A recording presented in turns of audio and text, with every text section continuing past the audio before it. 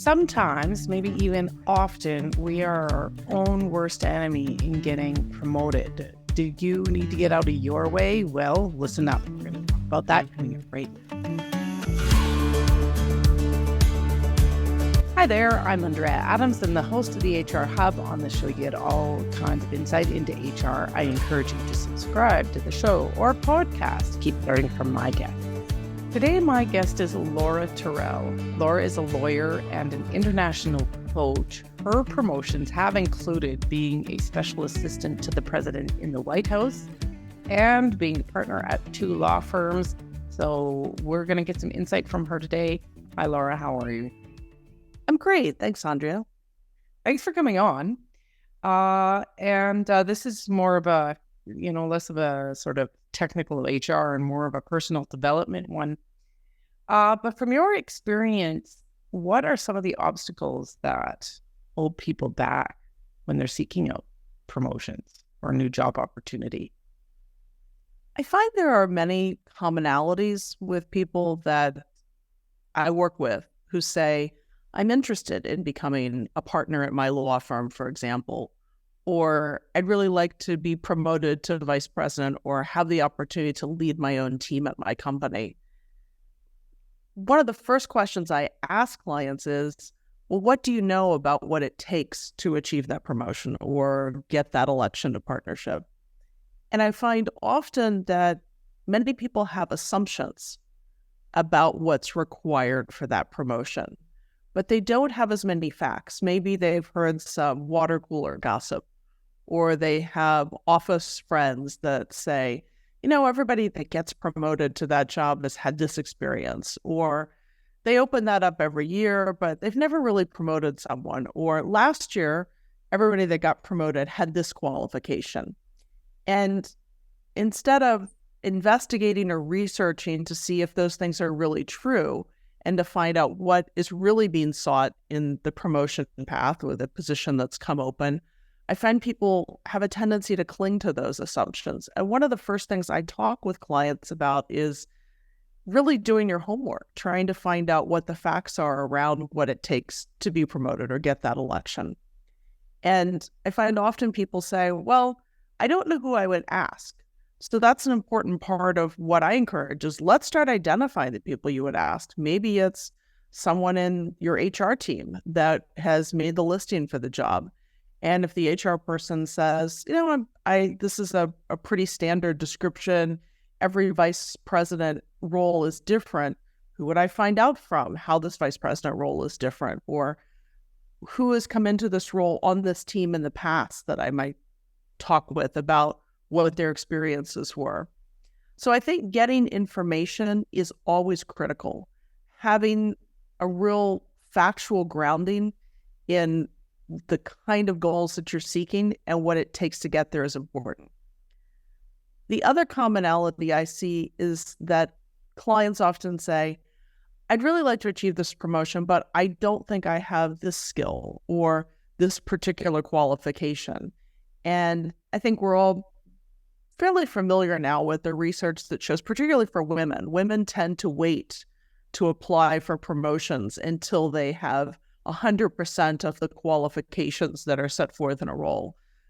Research out of Hewlett-Packard a number of years ago, I think Sheryl Sandberg and others have quoted this, is that men apply for a job if they only meet about 60% of the requirements, but women tend to wait until they tick nearly all of those boxes.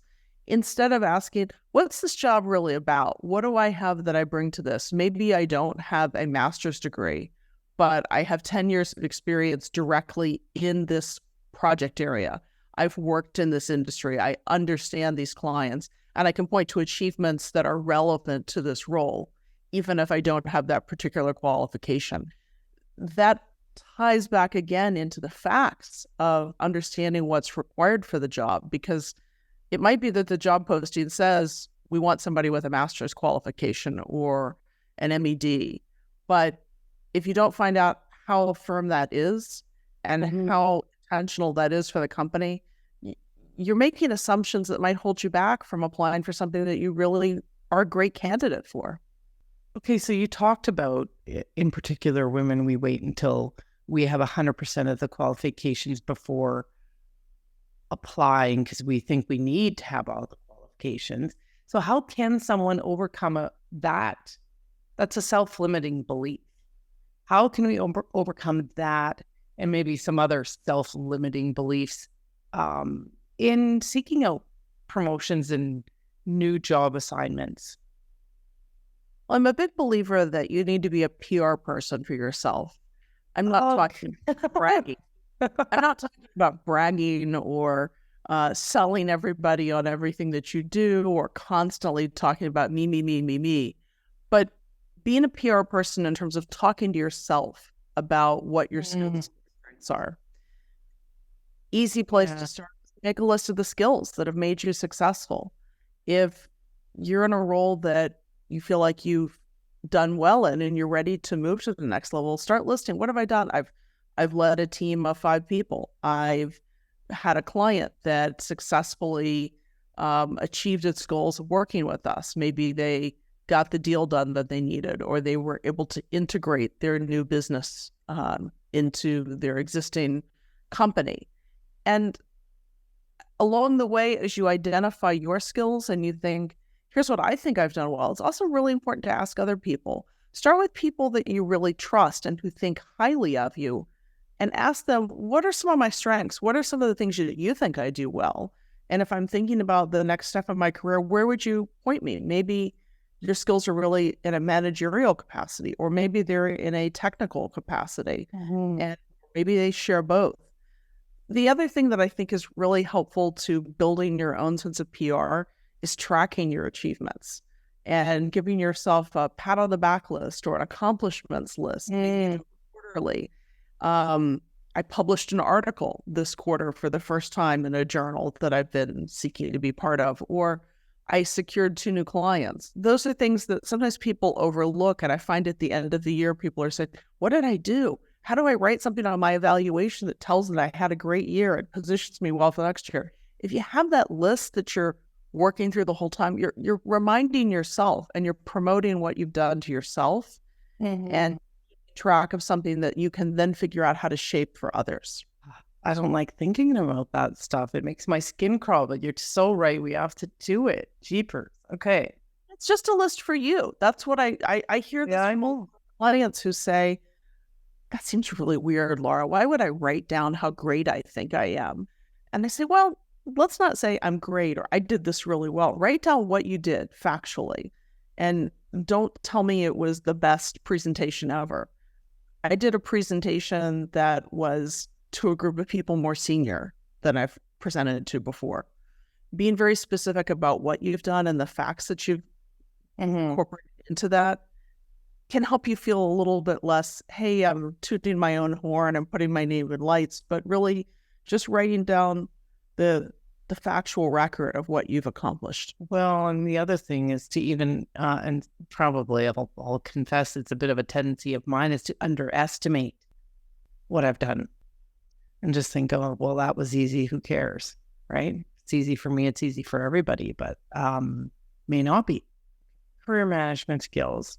Someone's watching this and they want to know, okay, what skills do I need to have to get promoted at the right time? What are those skills should they be working on? So an interesting trend I've noticed, particularly with newer employees to the workplace and people in high-achieving roles, maybe they're coming into consulting or a law firm, and they have always been really successful. Maybe they're a new college graduate that's gotten lots of accolades and grades, and they think, hey, people are going to tell me if I'm doing well. Somebody's going to tap me on the shoulder and say, Laura, you're really ready to step up to the next level. We think you're doing terrific. It's time for you to lead a team. And most of the time, that's not really how it works in the workplace. There are instances where somebody really spots talent or somebody has a great mentor, but you also have to really take charge and be very self-actualized about your own career. And I think that involves 2 things. If you are wanting to manage your career, focusing on upward trajectory, promotion. One is, again, asking those questions, constantly asking, how am I doing? Getting feedback, thinking about where you are. And then also being aware of the environment you're working in. I have a number of people that I've worked with over the years who have said, everybody that has gotten promoted in the last 5 years had these qualities. And I have those things. I've put in my time, I've done this, but there might be some factors that you're putting aside. Maybe the company's had an economic downturn and has had to make some reductions in force or had to make some cutbacks. Or maybe the industry that you're working in is significantly consolidated or pricing is changing. You need to be aware of those shifting sands and those shifting places, because the company where you're seeking to get the promotion may not always be the right place for you. It might be, or it might be you have to adapt. You may have to say, I need to develop some new skills if I'm going to fit the model of what promotions look like now. Get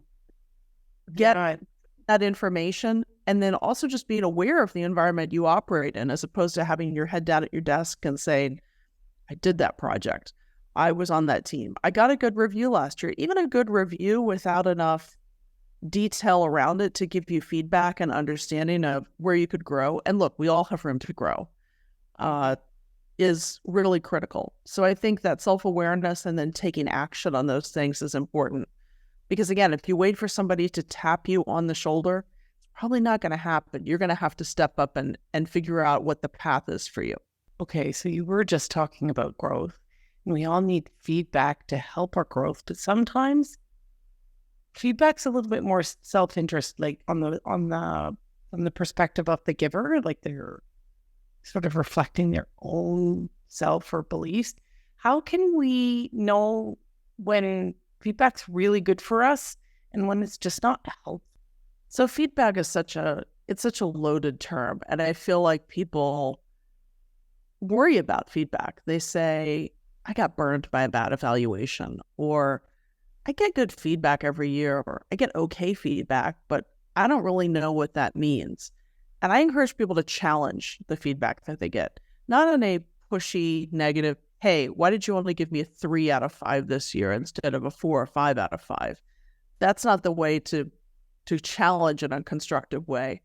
But I think to challenge what you're hearing and ask for detail. I had a client, for example, that was really struggling with feedback that they got in a review saying, your work has slipped some this year, and it seems like you're not really engaged. And this client felt that they had given their all and they had gone all out. And what did that really mean? And I said, well, did you ask? What did that mean? My work slipped. And what did that mean? I wasn't really engaged. And the client said, well, I didn't really want to push, to somebody that's not comfortable giving feedback. And a lot of people aren't, by the way. I'm sure you've seen this in the HR. A lot of people, they hate annual evaluation time. They don't, they think. And I think one of the biggest disservices people can do is not to give people meaningful feedback that they can take action on. So this client agreed to go back and asked, well, can you give me some examples of where you think my work has slipped? And can you tell me where you think I've not been engaged? And did get some specific instances of feedback. And, this project, I felt you were not communicating as much as you often are. And it turned out there had been a communication gap, that there was somebody else on the team that had taken charge of that and had asked my client to let them take the lead. And clearly they didn't take the lead. But and so there was a complete disconnect. And the person giving the feedback said, I wish you told me that, or I wish you'd come to me. Well, I felt somebody else was in charge. I felt I couldn't go over their head. Some of these are real communication issues that can be developed in a further conversation. By the same token, I've had people that have just gotten very generic feedback and never gotten any specifics. And said, I want to find something more than just, you need to up your game or your writing needs to improve. And I've often encouraged them also to go to their HR department and to talk to the folks in HR about, how can I get better feedback? HR often knows many of the people that are giving very vanilla answers. If you don't agree with something and it's really negative, and the person just tells you flat out, look, your writing's just not where it should be, or your oral communication skills are less than what I would expect of someone at your level. and you really feel wounded by that. And that's just so difficult to hear. Start talking to other people that know you well, people that you've worked with in the past. Ask them, I got this feedback and want to know, do you see that? Or have you ever seen that in my work? Or do you think that I'm working at a level now where I need to be in a different place? Those are hard conversations to have. And people say to me, what if I hear from other people that my communication skills aren't great with senior level individuals? Well, you might need to confront that is an issue, and you might need to really dig down deeply. But I think until you get some of that depth and that texture to the conversations about where you are and how you need to improve or how you need to grow, it's really hard to move forward. If we want to make ourselves stand out, I think you've given tons of hints here throughout, but anything else about making ourselves stand out for a promotion? So I talked about having a personal PR agent that you talk to for yourself. I think you also need a personal branding strategy. And you need to know how you want to present yourself to others. You want to stand out. What do you want people to know about you? And don't start with, I'm great, or I'm terrific, or I'm the best person that does this in the firm. What are the skills you have? And what are the things that you bring to the table that you want people to know? It might be, Laura, you do really great graphic design work. And when we do client presentations, your graphic design skills are crucial to them. They're different than anybody else in the firm. It might be that you are really good at the operational side of a project. Mm-hmm. You're good at working with people from all different backgrounds, and you can point to instances of that. I think it's also good to ask yourself, if you want to stand out, are there skills you're missing, and how do you acquire them? You don't have the written or the oral communication skills that you would like to have. There could be modules that companies often offer. There can be skills and training you go to. I worked with someone who was interested in moving into a very specific area of workforce development, but really hadn't had that experience in their HR department. And one of the things they started doing was going to some conferences, going to some networking events, listening to people talk about workforce development and planning, because they needed to acquire that information in order to be seen as credible. So they were doing a little research on the side, which I love. Yeah. One personal point that I think is important, because I've seen it in my own career, is I think you should also ask whether you're working with the right people who will help you stand out and grow. There are people that are terrific, superstars, people that are leading lights in their industry, maybe in their companies as well. And they're great, but maybe they don't have the time or the bandwidth to grow other people. And you might be working with the superstar on a superstar team, but that doesn't necessarily mean that there is room for you to grow and room for you to succeed. And maybe your team is crowded with terrific people. Where do you fit in that? And I think one of the things to ask is, where do I fit? Who's going to help bring me along? How am I going to find a niche or a role that's important for me? I had a client that was in a really terrific group at their accounting firm, but was never going to get the lead with the client because everybody else was the lead with the client. And there was just no room, and there was no path to see that. They ended up going to a different firm where they had skills that leveraged different client needs that made it a possibility. So I think examining who you're working with and how that helps or hurts you is also important in your personal branding venture. We're getting to the end here. I suspect a lot of my audience is women, maybe not, but anyways, for women who want promotions, do you have any specific advice for them?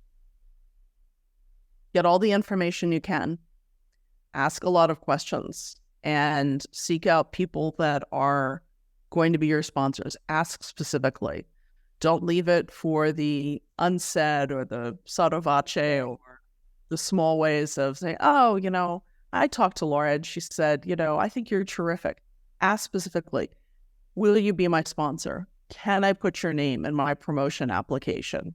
Can I put you as a reference?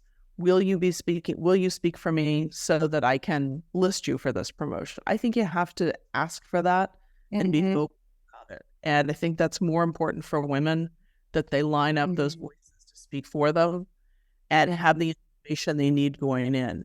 If you have a question on your promotion application about how you've contributed return on investment or how you've grown the pie for your company, and you think, does that mean financially? Does that mean qualitatively? You need to ask, because you want to make sure your answer is what the person reading that application or looking at that promotion path is looking for. They might be looking for how you've grown your unit, your P&L, or it might be a broader question as to how you've contributed to the company as a whole. And you need to understand that information. Okay. All right. My final question in many episodes is, where can someone learn more about this? That's fairly vague. What do you suggest? Well, I have two suggestions. One, I like my own blog and website, of course, because I talk a lot of these issues, and people can find me there, lauraterrell.com.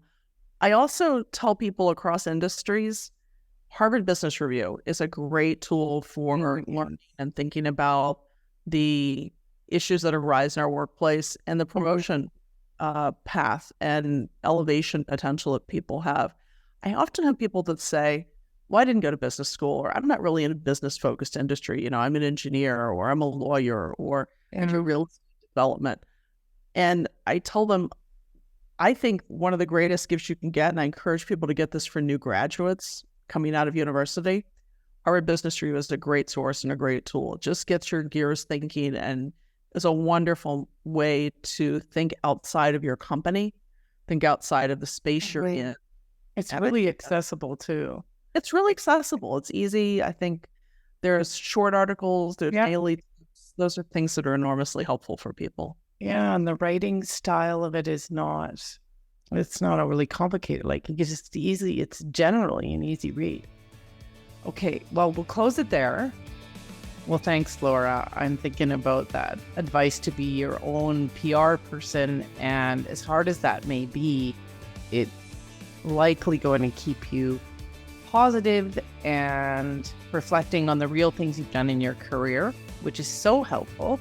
However, we've reached the end of this episode. I did another episode about specifically career development in HR, and the link to that is right here. Thanks for watching out there. We'll catch you next time when I talk with another insightful guest.